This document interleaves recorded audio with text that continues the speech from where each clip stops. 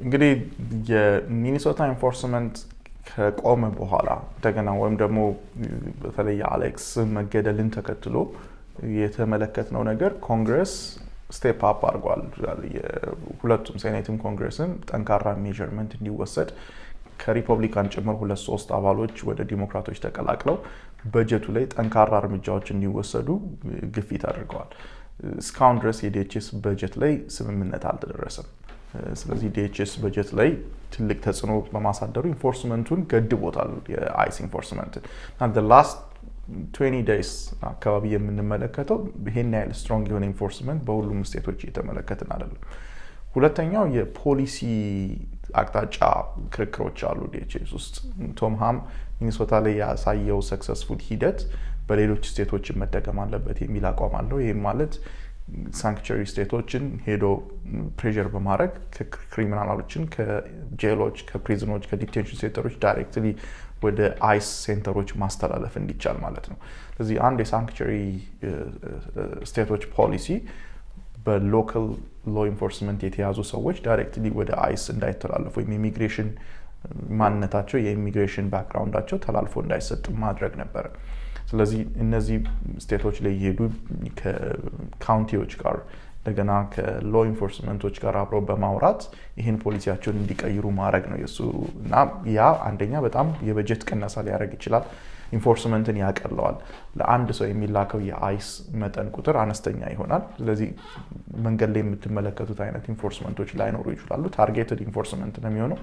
ፐብሊክም ሳፖርት አለው። ምክንያቱም ፐብሊኩ ክሪሚናል ኤሊያንስ የሚባሉትን ለቅሞ ማስወጣት ይፈልጋሉ ወይም ደግሞ ጉዳት የሚያመጡ ኢሚግራንቶች ከአሜሪካ ስትሪት ላይ እንዲቀነሱ ይፈልጋሉ እና ስለዚህ ከዛም አንጻር የራሱ ስትሮንግ የሆነ ባክአፕ ሳፖርት አለው።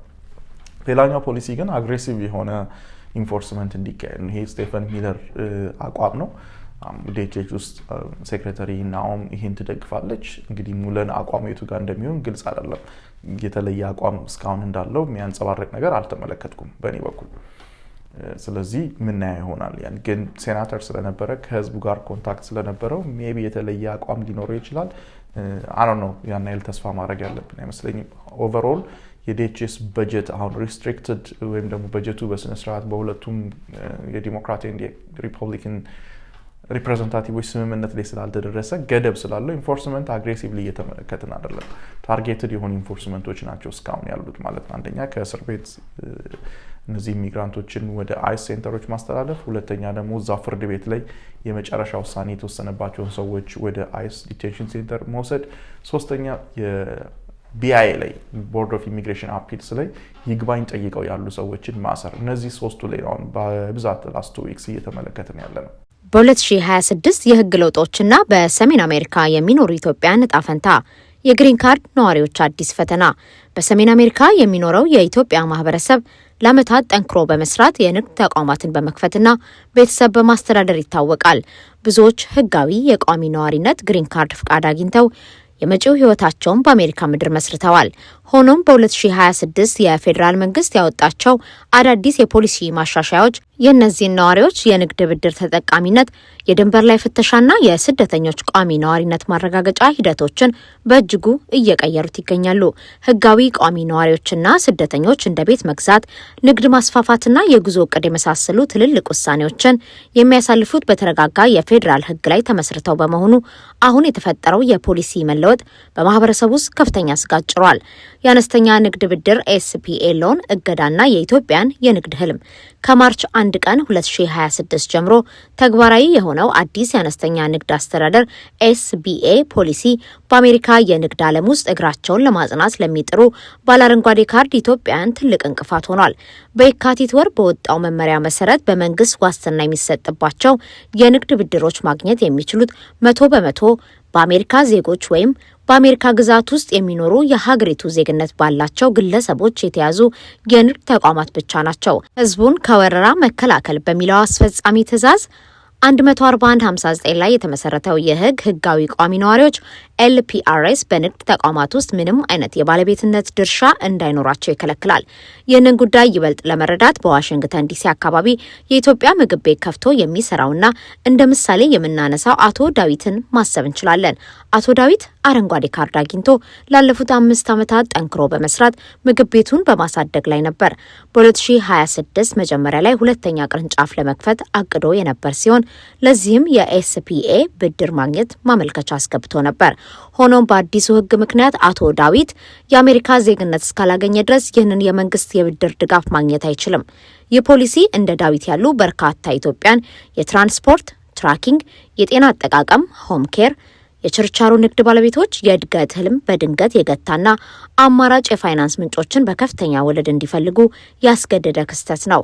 የባዮሜትሪክ መረጃ አሰባሰብና የድንበር ላይ ጉዞ ስጋት ሌላው በማህበረሰቡ ላይ ተጽዕኖ እያሳደረ ያለው የፖሊሲ ለውጥ በአሜሪካ የጉምሩክና ድንበር ጥበቃ ሲቢፒ በኩል ተግባራዊ የተደረገው አዲሱ የድንበር መግቢያና መውጫ የባዮሜትሪክ መረጃ አሰባሰብ ስርዓት ነው። ዲሴምበር 26 2025 ጀምሮ ተግባራዊ የሆነው ይህ ህግ ዜግነት የሌላቸው ማናቸውም አየር መንገድ፣ የየብስ በርና የባህር ወደብ ተጠቃሚ መንገደኞች ወደ አሜሪካ ሲገቡም ሆነ ሲወጡ የፊት ገጽታን ጨምሮ ሌሎች የባዮሜትሪክ መረጃዎች እንዲሰጡ ያስገድዳል።